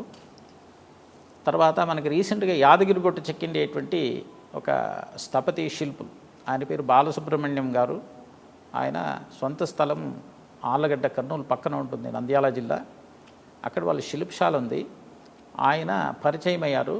ఆయనతో మేము యాదగిరికి వెళ్ళి ఆయన చేసిన పనన్నీ మాకు చూపించారు. చూపించిన తర్వాత చాలా అద్భుతంగా చెక్కారు. అంతేకాకుండా శిల కూడా కృష్ణశిల మనకి మన దక్షిణ భారతంలో మన ఆగముక్తంగా కట్టేటువంటి ఆలయానికి ఏ శిల్ప మనకి నిర్దేశించారో అదే శిల్పం అది. సో అన్నీ కూడా ఆయన మాట్లాడిన తర్వాత మేము మా కమిటీ వాళ్ళకి చెప్పాం, ఇలా ఆలయం నిర్మాణం చాలా అద్భుతంగా చేశారు. సో వీళ్ళతో మనం వెళదామని చెప్పి మనము వాళ్ళతో చెప్పిన తర్వాత అప్పటికి మాకు ఒక 3-4 కోట్లు కూడా ఇచ్చారు. వేరే జైపూర్ నుంచి, తర్వాత తిరుపతి నుంచి ఇచ్చారు. సో వీళ్ళు చేసిన పనులు బట్టి వీళ్ళు బాగా స్వామి వీటిని చూజ్ చేసుకున్నారు.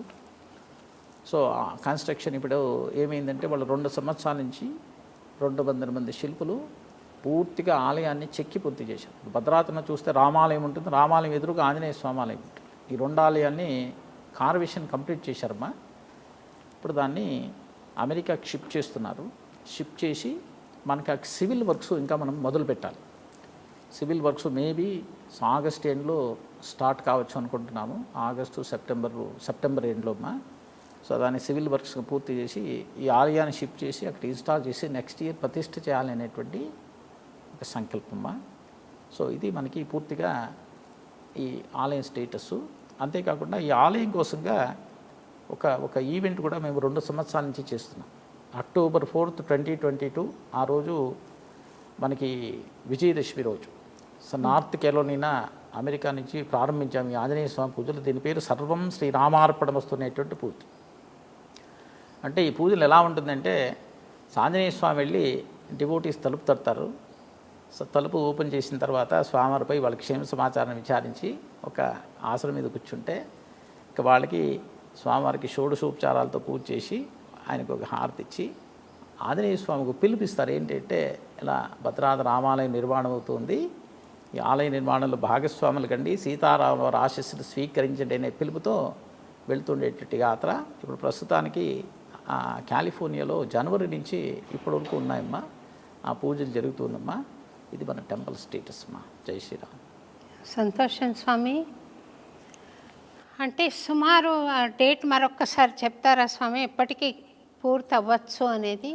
అమ్మ ఇప్పటికైతే మనకి కార్వేషన్ కంప్లీట్ అయ్యి మనం తీసుకొని వెళ్తున్నాం. అంటే మనము ఈ కన్స్ట్రక్షన్ కదా ఇది ఒక అప్రాక్సిమేట్గా నెక్స్ట్ ఇయర్లో పూర్తి చేయాలని చెప్పమ్మా. మనకి శ్రీరామనవమి అనుకుంటున్నాం. శ్రీరామనవమి కాకపోయినా ఒక 2-3 months 4-5 months అట్లా మనకి కంప్లీట్ అవుతుంది మా టెంపుల్. ఎందుకంటే కార్వేషన్ను ఎక్కువ టైం తీసుకుంటుంది. అన్నీ చెక్ చేశారు కాబట్టి జస్ట్ ఇన్స్టాలేషనే ఉంటుంది అక్కడ. సో అందుకు మనకి నెక్స్ట్ ఇయర్ అంతా అయిపోతుంది టెంపుల్. స్వామి చాలా సంతోషం స్వామి. ఈ ఖగోళ యాత్ర గురించి మొదట్లో ప్రస్తావించాం స్వామి.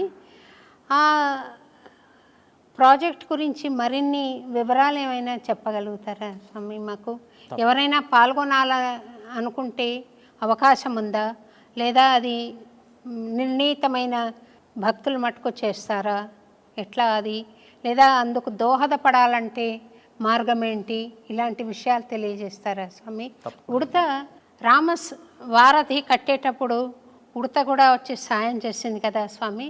అలాగా అందరూ ఈ రామ కార్యక్రమంలో పాల్గొనే ఉద్దేశం ఉండవచ్చు భక్తులందరికీ. వాళ్ళు ఎలా సహకరించవచ్చు, ధన రూపేణ సేవ రూపేణ ఎలా సహకరించవచ్చు మీరు తెలియజేస్తే శ్రద్ధ ఉన్న భక్తులు, ఇష్టం ఉన్న భక్తులు మిమ్మల్ని అప్రోచ్ అయ్యి చేసేలాగా చెప్పండి స్వామి. తప్పకుండా అమ్మా. ఇప్పుడు నెక్స్ట్ ఇయర్ మనము ఆలయాన్ని ప్రతిష్ఠ చేయాలి. సో దానికి ముందు సంకల్పం ఏంటంటే, ఏ సీతారామచంద్ర స్వామి ఉత్సవమూర్తులు ఈ భరతఖండాన్ని ప్రదక్షిణ చేశారో, ఏ స్వాములైతే మొత్తం అమెరికాను ప్రదక్షిణ చేశారో, వాళ్ళు ఇప్పుడు ఆలయ ప్రతిష్టకు ముందు మొత్తం భూమండలాన్ని ప్రదక్షిణ చేసేటువంటి ఒక సంకల్పం. దీని పేరే ఖగోళ యాత్ర అంటున్నాం. ఇదేంటంటే మనకి మొత్తం ఈ ఒక భూమండలాన్ని ఒక ఆలయంగా మనకు స్వీకరించి భూదేవిది. సో మధ్యలో ఉండేటువంటి పాయింట్ మనకి కేంద్రం ఇది మన భారతదేశం పుణ్యభూమిది. సో ఇక్కడ మనము ఇప్పుడు నవగ్రహాలు ఆలయానికి ఎక్కడైనా వెళ్ళామనుకోండి. సో మనకి నవగ్రహాలు ఎలా ఉంటాయి, మధ్యలో సూర్యగ్రహం ఉంటారు, తూర్పుకి శుక్రుడు, అగ్నిమూలకి చంద్రుడు, దక్షిణానికి కుజుడు, ఇలా ఒక్కొక్క గ్రహం ఒక్కొక్క దిక్కులో ఉంటాయి.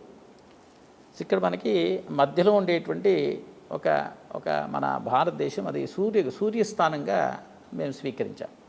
ఎందుకంటే మనం రాముల వారి వంశం చూసినట్టయితే ఇక్ష్వాకు వంశం సూర్యవంశం అంటారు. సూర్యస్థానం కాబట్టి ఇది సూర్యస్థానం ఆదిత్యుడు మధ్యలో. సో తర్వాత ఒక్కొక్క దిక్కుకి మనకి ఒక్కొక్క గ్రహాన్ని ఎక్కడ ఏ దిశలో ఉన్నారు అనేది దాని పాయింట్స్ పెట్టుకున్నా. సో తర్వాత అష్టదిక్పాలకులు. సో ఏ దిక్కులో ఏ దిక్పాలకులు ఉంటారు. ఇంద్రాది అష్టదిక్పాలకులు ఉంటారు. పూర్వ దిక్కులో ఇంద్రుడు ఉంటే, అగ్ని దిక్కులో అగ్ని, దక్షిణ దిక్కుకి యముడు, తర్వాత నిరుతి, ఇలా 8 దిక్కులకి 8 అష్టదిక్పాలకులు ఉంటారు. మనకి 27 నక్షత్రాలు, 9 నవగ్రహాలు, 12 రాశులు మనకి జ్యోతిష శాస్త్రంలో కనిపిస్తుంది. ఇవన్నీ కలిపితే 48 అవుతాయి. దీన్నే మనం మండలం అంటాం, ఒక మండలం అంటాం. అంటే ఇవన్నీ కూడా ఈ సంకల్పం సాక్షాత్ భగవత్ సంకల్పం ఎందుకోసం జరుగుతుంది అంటే స్వామివారి సంకల్పం లోక కళ్యాణం కోసం ఇది జరుగుతుండేటువంటి ఈ యాత్ర. ప్రపంచంలో ఉండేటువంటి ప్రతి ఒక్కరూ రామానుగ్రహంతో మంచిగా జీవించాలి, మంచిగా ఉండాలి అనే సంకల్పంతో జరుగుతుండేటువంటిది. ఇక ప్రారంభం మనకి ఇక్కడ అయోధ్యలో ఆగస్టు 17 ప్రారంభించి ఆ రోజు అక్కడ నక్షత్రాలకి, గ్రహాలకి, రాశులకి అన్నిటికీ శాంతి జపాలు జరిపి హోమాలు చేసి పూడాహుతి చేసి ఒక సీతారాముల వారి కళ్యాణం, శాంతి కళ్యాణం జరుగుతుంది. అక్కడి నుంచి ఫస్ట్ ప్లేస్ మనకి క్యాంబోడియా పూర్వ దిశకు ఉంటుంది. అంటే క్యాంబోడియా మనం తీస్తే ఫర్ ఎగ్జాంపుల్ అక్కడ ఎవరెవరు ఉంటారు అంటే ముందుగా శుక్రగ్రహం ఉంటారు తూర్పు దిక్కులో. మనకి ఇంద్రాది అష్టదిక్పాలకులు ఇంద్రుడు ఉంటాడు. మనకి రాశుల్లో తీసుకునేటట్టు మేషరాశి, సింహరాశి ఉంటారు. సో ఇన్ పర్టికులర్ మనకి మేషరాశికి అశ్విని నక్షత్రం, భరణి నక్షత్రం, కృతిక ప్రథమ పాదం అంటే 9 పాదాలు మేషరాశికి. ఇక సింహరాశికి మఖ, పుబ్బ, ఉత్తర 1వ పాదం వరకును సింహరాశి చేస్తాయి కాబట్టి ఆ నక్షత్రాలు. అంటే ఒక ప్రీస్ట్ టీం సమూహం స్వామివారితో ఈ అంతరిక్షంలో ప్రయాణం చేసేటప్పుడు దీనికి ఈ దిశకి సంబంధించిన అన్ని నక్షత్రాలు, గ్రహాలు, రాశులకి జపాలు జరుపుతూ ఒక పర్టికులర్ కౌంటుతో ఎక్కడైతే ల్యాండ్ అవుతామో అక్కడ దీనికి జపాలు జరిపి వాళ్ళకందరికీ ఆహుతులు ఇచ్చి హోమం చేసి పూర్ణాహుతి చేసి అక్కడ సీతారాముల కళ్యాణం జరిపి ఇక మిగతావన్నీ అలాగే వెళుతాయమ్మా. మనకి బిగ్గెస్ట్ ఈవెంట్ కాలిఫోర్నియా. కాలిఫోర్నియాలో మనకి ఆగస్ట్ 31 సెప్టెంబర్ 1 2 రోజులు జరుగుతుంది. ఇక్కడ దాదాపు 5,000 మంది గ్యాదర్ అవుతున్నారు. 1008 కపుల్స్ కూర్చొని స్వామివారికి పూజలు జరిపి ముందుకు పంపించేటటువంటి ఒక పూజలు ఇక్కడ. సో తర్వాత అంతరిక్షం అంతా భూమండలం ప్రదక్షిణ అయిన తర్వాత మళ్ళీ క్యాంబోడియా వరకు వచ్చి అక్కడి నుంచి కంక్లూజన్ ప్రేయర్స్ మనకు భద్రాచలంలో సెప్టెంబర్ 17 జరుగుతుందమ్మా. ఇవన్నీ కూడా ఎవరైనా భక్తులు దీంట్లో పాల్గొనాలి, భాగస్వాములు కావాలి అంటే మనకు ఆప్షన్స్ ఉన్నాయి. సో మన టెంపుల్ వెబ్సైట్ అండి www.jaisriram.org JAISRIRAM.org. సో దీంట్లో వరకు ఎవరైనా నక్షత్ర శాంతి లేదు సీతారాముల వారి కళ్యాణం కపుల్ ఆఫ్ ఆప్షన్స్ ఉన్నాయి. మనం ఏది కంఫర్టబుల్గా ఉన్నామో దాన్ని చూజ్ చేసుకునేటువంటి అవకాశం ఉంది. అంతేకాకుండా ఇవన్నీ సంకల్పం ఏంటంటే ఆలయ నిర్మాణం కోసంగా జరుగుతుండేటువంటి ఒక పూజలు ఇవన్నీ కూడా సో భగవత్ సంకల్పంతో. సో ఆలయం ఇప్పుడు పూర్తి చెక్ చేశారండి. సో ఆలయం కూడా మొత్తం ఐటమైజ్ చేశారు కంప్లీట్గా. టెంపుల్ని ఒక స్టోన్ అనుకోండి, ఒక పిల్లర్ అనుకోండి, ఒక విగ్రహం అనుకోండి, ఒక రథచక్రం అనుకోండి, ఒక అశ్వాహనం అనుకోండి, అన్నీ కంప్లీట్గా ఐటమైజ్ చేసి ఒక్కొక్క ఐటమ్ ఒక డిఫరెంట్ ప్రైజెస్తో పెట్టారు. సో ఏదైనా మనం రామార్పణం అంటే దీన్ని డొనేషన్ అనే వర్డ్ రీప్లేస్ చేసి రామార్పణం అంటున్నాం. సో డొనేషన్ అంటే ఏదో నేను ఇస్తున్నాను అనేటువంటి కాన్సెప్ట్ కాకుండా నేను రాముల వారి ఆలయానికి దాని స్వామివారి పాదార్పణ చేసుకున్నాను అనేటువంటి ఒక సంకల్పంతో ఎవరైనా చేసుకోవాలి అనుకుంటే దాన్ని కూడా డిఫరెంట్ ఆప్షన్స్ ఉన్నాయి. సో దాన్ని కూడా చూజ్ చేసుకోవచ్చండి. సో ఫైనలీ ఒక శ్లోకంతో నేను పూర్తి చేయాలనుకుంటున్నాను. మనం ఆలయ నిర్మాణంలో భాగస్వాములు అయితే మనకు వచ్చేటువంటి ఫలితం ఏంటి అనేటువంటిది ఒకటి. మనకి పాద్మ సంహితలో ఒక శ్లోకంలో ఇలా చెప్తారు, కోటి గ్రామేషు విప్రాణాం తటాకే ద్వికోటిభిః త్రికోటికూప సంయుక్తం చతుష్కోటి వనాంతరం పంచకోటిస్తు కన్యాయాం ధేనూనాం షష్టకోటిభిః శతకోటిస్తు యజ్ఞానాం ప్రతిష్టా ఫలముత్తమం అంటారు. అంటే ఆలయ నిర్మాణంలో భాగస్వాములు అయితే కోటి గ్రామేషు విప్రాణాం, మన ఆలయ అంటే కోటి గ్రామాలని నిర్మాణం చేసి మనం దానం చేస్తే ఏ ఫలితం ఉందో తటాకే ద్వికోటిభిః 2 కోట్ల చెరువులు కట్టి దానం చేసినంత ఫలితం, 3,00,00,000 కూప సంయుక్తం 3 కోట్ల బావులు తవ్వి దానం చేసినంత ఫలితం. 4,00,00,000 వనాంతరం 4 కోట్ల వనాల్ని పెంచి దానం చేస్తే ఏ ఫలితం ఉందో ఆ ఫలితం. 5,00,00,000 కన్యాయాం 5 కోట్ల కన్యాదానం చేసినంత ఫలితం.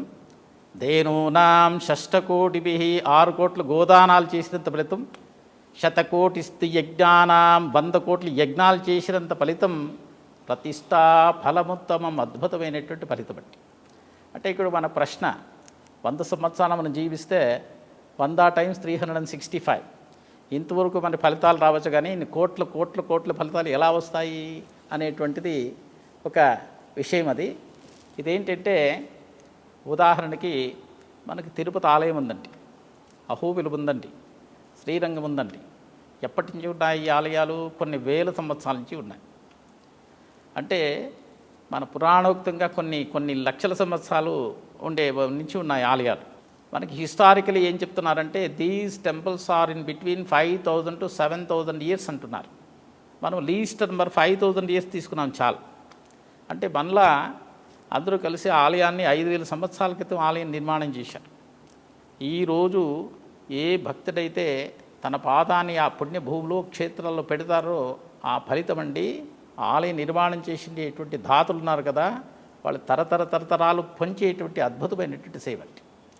ఇప్పుడు ఏదో ఒక చారిటీస్ అనుకుందాం, ఏదో చారిటీస్కి మనం డొనేట్ చేశామనుకున్నాం, మంచి అద్భుతమైనటువంటి సేవ. కాకపోతే how long it will exist అంటే ఒక 50 సంవత్సరాలు ఉంటాయా, 100 సంవత్సరాల, 2 సంవత్సరాల, అంతే, దానికంటే ఎక్కువ ఉండదండి చారిటీస్.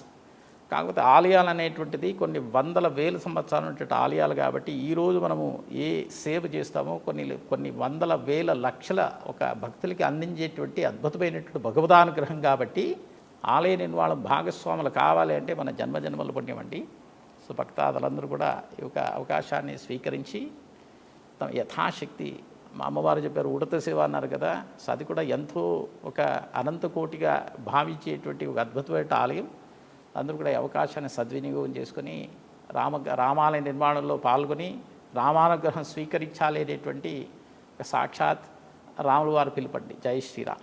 మీ సంకల్పం విజయవంతంగా నెరవేరి అక్కడ అమెరికాలో కూడా వెంకటేశ్వర స్వామి పిట్స్బర్గ్లో ఎంత వైభవంగా కార్యక్రమాలు జరిపించుకుంటున్నాడో, అలాగే రాముడు శ్రీరాముడు అట్లాంటాలో వెలసి అద్భుతమైన కార్యక్రమాలు జరిపించుకోవాలని, మానవాళిని ఆశీర్వదించాలని, వారి మనోవికాసానికి స్వామి మనసు ఆశీర్వదించాలని నేను కోరుకుంటూ మీ సంకల్పానికి నేను చేతులెత్తి మొక్కుతూ విజయవంతం కావాలని ప్రార్థిస్తూ మీరు ఇంత సమయం ఇచ్చినందుకు మీకు కృతజ్ఞతలు చెబుతూ సెలవు తీసుకుంటాను స్వామి. చాలా సంతోషమ్మా.